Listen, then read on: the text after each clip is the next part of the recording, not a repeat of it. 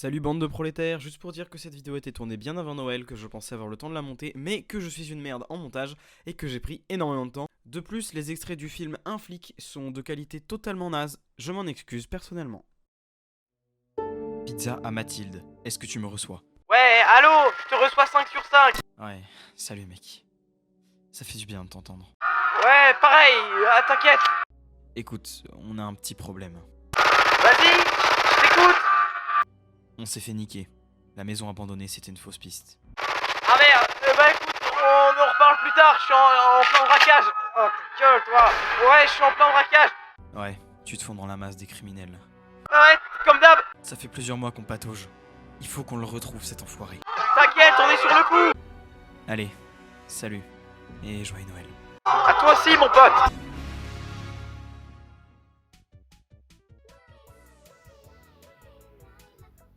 Jean-Pierre Melville. Un grand nom du cinéma, pas vrai? Il a quand même réalisé de nombreux films, et il a porté plusieurs casquettes. Il a fait de nombreuses formations dans ce monde-là. Mais aujourd'hui, on va parler d'un de ces films que je trouve plutôt nul. Et c'est mon avis, bien évidemment. Un flic, un film vieux et qui va très probablement vous ennuyer. Je vais donc parsemer le résumé de ce film de petites blagounettes sympathiques et références. Likez si vous ne riez pas à chacune de ces blagues. Et cette fois-ci, on va se poser une question beaucoup plus complexe que les dernières fois, car bien plus philosophique. Quelles sont les limites au pouvoir de la police? Une question sociale, mais dont les réponses divergent en politique et dans le monde. Je vous invite donc dans l'euphorique résumé d'un film plus linéaire que Pokémon, moins clair que de l'eau de roche et plus froid que le regard d'une peluche. Bienvenue dans Un flic. Un flic donc, un film sorti en 1972, un film made in baguette, mais qui manque cruellement de crudité dans sa construction. JPM, qui aurait pu être réel sur le clip de PNL JPP, nous sert pour son dernier film Un braquage en Vendée, accompagné d'une salle du Louvre maquillée. La fanfic Wikipédia étant désormais terminée, le chemin vers le tunnel du résumé se fait illuminer, et mon script est dorénavant à chier.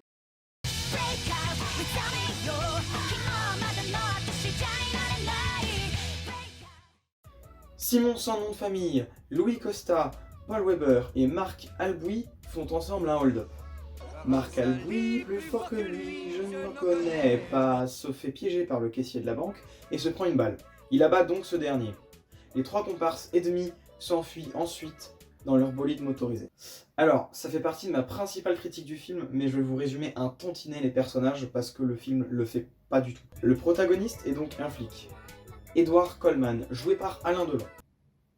Mais si, Alain Delon, vous savez, le gars là, le gros macho, qui est apparu dans le clip de... Il prend le melon, traîne avec Alain Delon. d'un présumé coupable de viol en fait. Un flic un peu spé, un peu transphobe peut-être sur les bords, mais qui est beau gosse, ce qui excuse absolument tout. Le main vilain, Simon sans nom de famille, est le propriétaire d'un nightclub.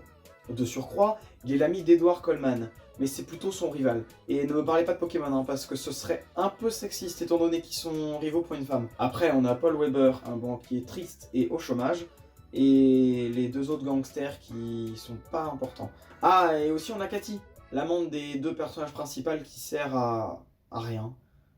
Et Gabi, un indique trans qui sert à se faire taper dessus pour ce qu'il est, entre autres. Mais comme dirait Ken Kojandi, Bref, le braquage commence, Marc Albouy se fait tirer dessus par le banquier, puis là-bas. Les quatre comparses fuient et enterrent leur argent, puis déposent Marc dans une clinique, qui est toujours blessé.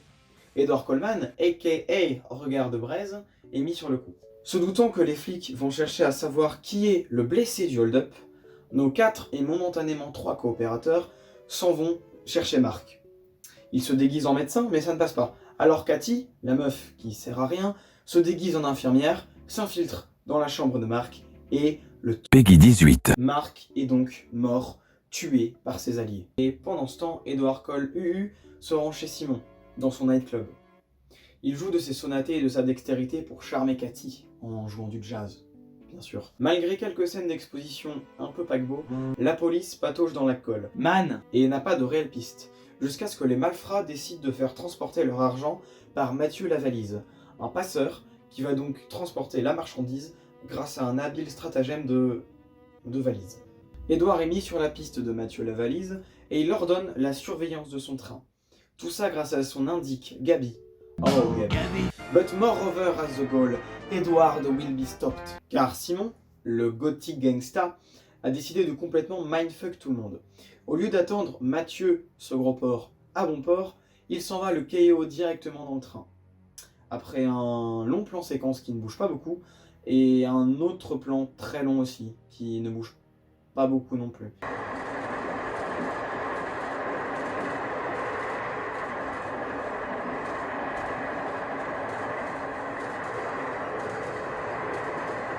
En vrai, c'est dingue que le plan du criminel ressemble à celui d'un épisode de Columbo, alors que le côté enquête du film est en fait inexistant. Parce que ouais, en fait, après cette infiltration, Edward colle tout sur tout, mais les bouchées doubles pour retrouver ces connards heureux.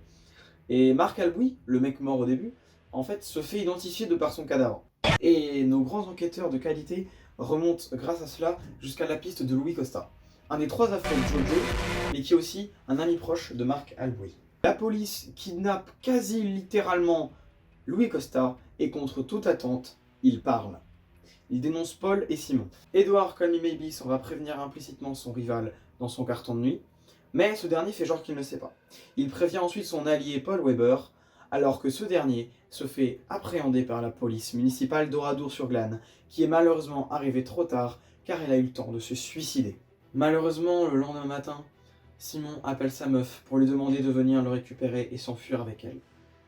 Malgré cela, Edward Call of Duty l'attrape, et après un combat de regard des plus épiques, il abat Simon, ce dernier ayant fin de sortir son canon chargé. Le film se finit donc sur une des phrases les plus profondes d'Edward Hall Cole. Phrase tant connue et tant employée en 1945, je ne pensais pas qu'il se suiciderait, pas lui. Bon, cette fois il n'y a pas d'invité. Il n'y a pas d'invité parce que j'ai pas envie. Ok, d'accord, voilà. Parce que la dernière fois j'ai mis un invité, ma vidéo s'est fait strike donc ça me saoule. Mais bref, on va passer à la conclusion, mesdames et messieurs. Alors, je vais probablement pas être d'accord avec les gars de chez Télérama, mais moi je trouve ce film vraiment naze. C'est un film qui pour moi révèle quelque chose, et ce quelque chose est pour moi un problème. Peut-être pas pour d'autres gens, mais pour moi. J'ai l'impression que ce film est une espèce de banalité. J'ai l'impression qu'on pourrait dire, oui mais le film est banal, le film est pas original, le film n'est pas ambitieux, le film n'est pas drôle, le film n'est pas beau, le film n'est pas épique, le film raconte rien, ne porte rien. Mais c'est son titre qui le montre. Un flic, ce serait comme dire... c'est pas grave si dans une vie de Guy de Maupassant il se passe rien. C'est une vie, on décrit une vie qui pourrait arriver à tout le monde. L'histoire d'un flic pour arriver à n'importe quel autre flic. Mais le truc c'est que c'est débile. Ça voudrait dire qu'on fait des œuvres et qu'on gagne de l'argent en décrivant quelque chose de quotidien, quelque chose de normal, en n'inventant rien, en ne véhiculant rien, en ne testant rien. Je veux dire, ce film, techniquement, pour l'époque, il est pas mauvais. Franchement, il est bien filmé, pour l'époque. Les acteurs sont pas dégueux. Bon, je trouve qu'Alain Delon reste beaucoup trop dans son rôle de mec froid. Franchement, le film est froid pour moi. Le film est froid, et c'est pas quelque chose de mauvais, mais c'est pas un froid sec, c'est un froid humide. Je sais pas comment vous expliquer ça, mais pour moi, le film sent le moisi. Et je sais pas si c'est Jean-Pierre Melville qui a fait une gourde, parce qu'il était à la fois à la réalisation et à la fois au scénario de ce film. Donc comme je vous l'ai dit plus tôt, on n'apprend rien, on a l'impression de débarquer au beau milieu d'une série. Par exemple, pour Gabi, j'ai dû attendre littéralement qu'il se fasse frapper et insulter, entre guillemets, menacé par Edward Colman, comprendre que c'était un trans. Je savais même pas, le mec s'appelait Gabi, ça peut très bien faire un nom féminin, il avait une tête de femme, je pouvais pas deviner. En fait, on nous a juste dit salut Gabi, au revoir, et 45 minutes après, espèce de trans. C'est ça Gabi, c'est ça qui a servi pour l'instant. Edward frappe des gens pour les faire parler. Vous vous rendez compte? Et c'est pour ça qu'elle est là ma question. Ma question c'est, quelles sont les limites au pouvoir de la police? Parce que aujourd'hui, en France et dans plein d'autres pays, il y a plein de problèmes avec les pouvoirs des forces de l'ordre. Il y a aussi du positif, hein, mais bien sûr, mais il y a beaucoup de négatifs quand même. Par exemple, il y a un passage dans mon épisode dernier que vous ne verrez pas, parce qu'il a été strike, mais il parle un peu de ça avec de l'humour.